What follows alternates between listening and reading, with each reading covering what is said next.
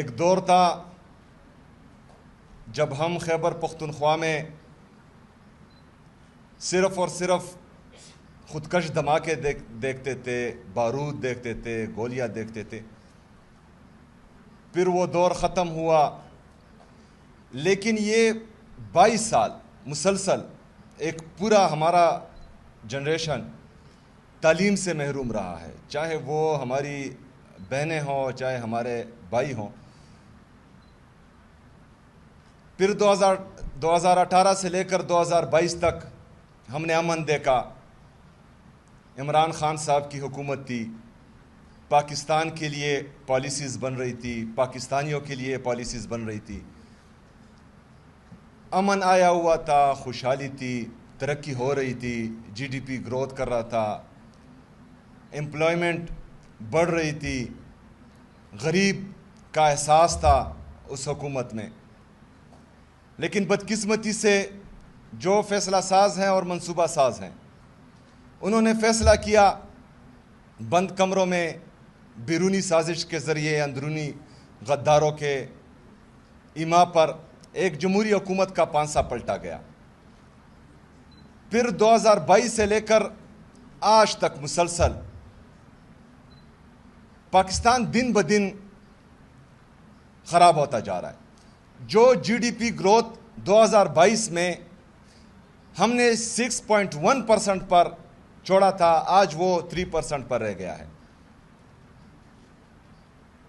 مہنگائی آپ سب دیکھ رہے ہیں کس حد تک پہنچ چکی ہے. بے روزگاری، نوجوان، اگر آج آپ اعلان کریں کہ باہر کون سا نوجوان جانا چاہتا ہے تو بمشکل جو ہیں آپ کو 1% لوگ بھی ملیں گے جو پاکستان میں رہنا چاہتے ہیں. وہ پاکستان سے بھاگ رہے ہیں کیونکہ یہاں پر روزگار کے مواقع ہی نہیں ہیں. یہ فیصلہ ساز، یہ منصوبہ ساز اور ان کے لائے ہوئے یہ بندے، ان کی وجہ سے آج ہماری 45% آبادی جو ہے وہ غربت کی لکیر سے نیچے پہنچ چکی ہے. یعنی تقریباً 10-12 کروڑ لوگ آپ کے آج غربت کی لکیر سے نیچے ہو گئے. لیکن اس کے باوجود ہمیں کوئی پالیسی نظر نہیں آ رہی پاکستان کی، پاکستان پر مسلط حکمرانوں کی. لگے ہوئے ہیں صرف اور صرف جو ہیں عمران خان صاحب کو نیچا دکھانے کے لیے، لگے ہوئے ہیں ان کو توڑنے کے لیے، لگے ہوئے ہیں پاکستان تحریک انصاف کو ختم کرنے کے لیے. پاکستان کی کوئی فکر ہی نہیں ہے. پیٹرول اور ڈیزل ایک مہینے میں 3 دفعہ بڑھایا جا رہا ہے. لیکن یہ ساری چیزیں ایک سائڈ پر، جہاں سے میں نے بات شروع کی تھی اس طرف میں آ رہا ہوں. 2022 کے بعد فیصلہ کیا گیا کہ یہاں پر جو ہے پھر ان لوگوں کو آباد کرنا ہے جن لوگوں نے ہمارا امن چھینا تھا. جس امن کے لیے خیبر پختونخوا کی عوام نے 80,000 سے زیادہ قربانیاں دی، شہادتیں دی، جس میں ہمارے معصوم شہری تھے، جس میں ہمارے لا انفورسمنٹ ایجنسیز کے لوگ تھے. ہم چیختے رہے، ہم چلاتے رہے کہ نہ آباد کرو ان کو، دوبارہ نہ لاؤ ان کو، ہمارے صوبے کا امن تباہ نہ کرو. کہتے تھے جھوٹ بول رہے ہیں. لیکن اس کے بعد کیا ہوا؟ وہ لوگ آئیں، آپ لوگ دیکھ رہے ہیں، ملٹری آپریشن زبردستی کیے جا رہے ہیں، ڈرون اٹیکس میں ہمارا کولیٹرل ڈیمیج ہو رہا ہے، معصوم لوگوں کو شہید کیا جا رہا ہے. پرسوں عالم اسلام کے لیے بڑا سانحہ تھا، شیخ ادریس صاحب، ان کو شہید کر دیا گیا. تو یہ ہمارا نقصان ہے خیبر پختونخوا کی عوام کا، خیبر پختونخوا کا. لیکن یہ پالیسیز چلتی رہے گی جب تک آپ لوگ اٹھیں گے نہیں، آواز نہیں اٹھائیں گے. آج میری یہ بہنیں محنت کر کے یہاں پہنچی ہیں، میرٹھ پر پہنچی ہیں. ان کے پیرنٹس نے اس مہنگائی کے دور میں ان کو سبق پڑھایا، ان کو ڈاکٹر بنایا. لیکن فرض کرے اگر امن نہیں ہوگا تو یہ جاب نہیں کر پائیں گی. اگر امن نہیں ہوگا یہاں پر انویسٹمنٹ نہیں آئے گی، امن نہیں ہوگا یہاں پر ترقی نہیں آئے گی. سب سے پہلے ہم نے امن کے لیے آواز اٹھانی ہے. آپ سب نے اس میں ہمارا ساتھ دینا ہے، ہمارے ساتھ کھڑا ہونا ہے۔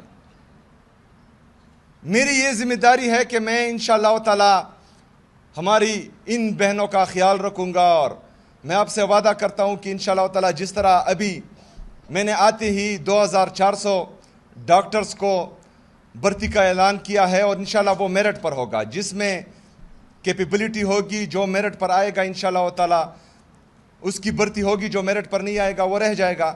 اسی طرح جس طرح وائس چانسلر صاحب نے کہا، ہمارے جو بڑے تھے، کیونکہ ہم قبائلی ہیں، یہاں پر میرے غیرت مند پختون مشران بیٹھے ہوئے ہیں، تو ہم جب چھوٹے تھے تو ہمارے گھر میں کوئی عورت یا لڑکی بیمار ہوتی تھی تو کہا جاتا تھا کہ فیمیل ڈاکٹر کے پاس لے کے جائیں، لیکن جو ہماری ایج کی ہماری فیملی میں لڑکیاں ہیں، انہوں نے بمشکل جو ہیں 5th تک کی تعلیم حاصل کی ہے۔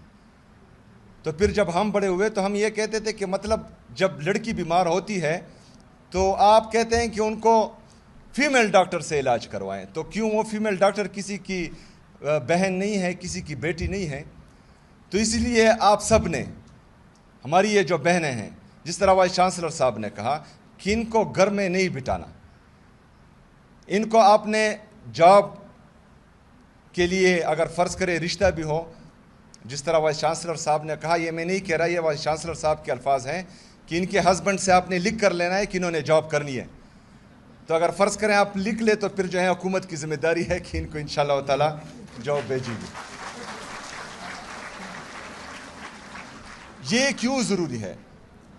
آج پوری دنیا میں نرسز کی شارٹیج ہے، ہم نے نرسز ایمرجنسی آلریڈی لگائی ہوئی ہے۔ اسی طرح تقریباً ہماری بہت سارے BHUs، RHCs، THQs، DHQs، باقی MTIs، اس میں ڈاکٹرز کی کمی ہے۔ انشاءاللہ یہ 2400 کے بعد بھی ہم مزید بھرتیاں بھی کریں گے ڈاکٹرز کی، تو ہمیں فیمیل ڈاکٹرز کی ضرورت ہے۔ تو آپ لوگوں نے سب سے پہلے گھبرانا نہیں، پھر اپنے حق کے لیے کھڑے ہونا ہے، انشاءاللہ تعالی ہم آپ کا ساتھ دیں گے۔ میں بہت خوش ہوں آج یہاں پر ہماری مرج ایریا کی فیمیلز بھی ہیں۔ کتنی فیمیلز ہیں ہمارے مرج اضلاع سے؟ ہاتھ اٹھائیں۔ ماشاءاللہ، انشاءاللہ اس کو مزید بھی بڑھائیں گے۔ ہمارے قبائلی اضلاع تھوڑے محروم رہے ہیں تو اس کو بڑھائیں گے انشاءاللہ تعالی۔ جو ڈین صاحب نے ڈیمانڈز رکھی ہیں اس کو بھی انشاءاللہ آگے لے کر چلیں گے، ان سے میں رابطے میں ہوں۔ میں ایک دفعہ پھر آپ سب کو دل کی گہرائیوں سے مبارکباد پیش کرتا ہوں۔ گرمی زیادہ ہے، آپ کو بھی لگ رہی ہے، ادھر بھی گرمی ہے، تو انشاءاللہ تعالی اگر زندگی رہی انشاءاللہ تعالی تو آپ لوگوں کو کبھی مایوس نہیں ہونے دیں گے۔ شکریہ، بہت بہت شکریہ۔ جو ہمارے دوسرے حال میں پیرنٹس بیٹھے ہوئے ہیں، میرے غیرت مند پختون، قبائلی، پاکستانی، آپ سب کو بھی خراج تحسین پیش کرتا ہوں میں۔